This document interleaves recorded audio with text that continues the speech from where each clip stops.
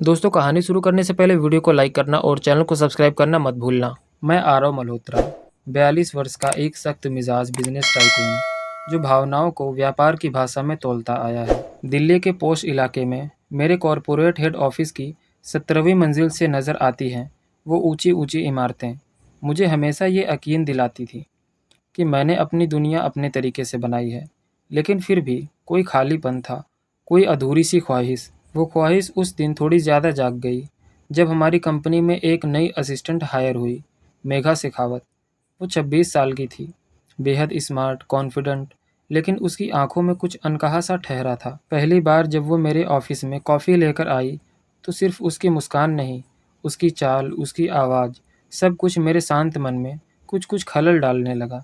Sir, आपकी coffee, उसने धीरे से कहा और मेरे टेबल पर कप रखा। मैंने नज़रें उठाई और उसकी ओर देखा।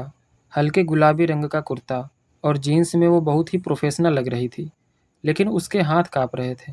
पहली बार वो जैसे किसी सीईओ के सामने आई हो। मैंने हंसकर पूछा। वो मुस्कुरा दी। हाँ, थोड़ा नर्वस तो हूँ। मैंने उस दिन सिर्फ कॉफ़ी नहीं पी थी, उसकी आंखों में छिपी किसी कहानी की हल्की सी झलक भी देखी थी।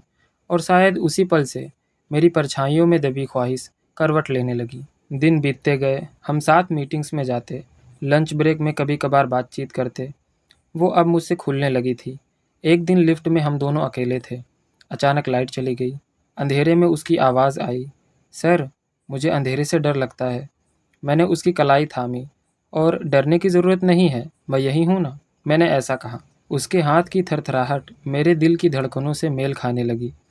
उस दिन अंधेरे में कुछ ऐसे पल बीते जो रोशनी में कभी नहीं बीतते। कंपनी के सिल्वर जुबली प्रोग्राम के लिए हमें जयपुर जाना पड़ा।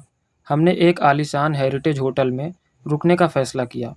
शाम को पार्टी खत्म हुई और मैं बालकनी में बैठा, वाइन का एक हल्का ग्लास लिए, रेत से ढकी हवाओं को निहार रहा था।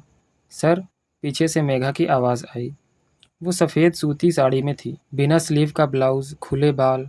एक पल के लिए तो मुझे ऐसा लगा कि ये तो वही लड़की है जिसकी तलाश मेरे अकेलेपन को थी।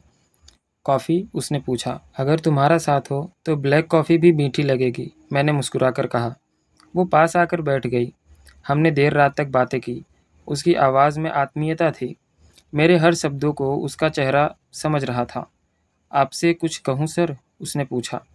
मैंने सर हिलाया। आपके साथ खुद को सुरक्षित महसूस करती हूँ, और शायद थोड़ा ख़ास भी। वो पहली बार था जब मैंने उसकी आंखों में सिर्फ आकर्षण नहीं, अपनेपन की चमक देखी। अगली सुबह नाश्ते में मेज़ पर हमारी निगाहें कई बार टकराई। वो मेरे लिए पराठे पर मक्खन लगा रही थी, जैसे किसी रिश्ते की नींव रखी जा रही हो। आज मुझे बाज़ार जाना है। दोस्तों, अगर आपको ये वीडियो पसंद आई हो तो चैनल को सब्सक्राइब कर देना।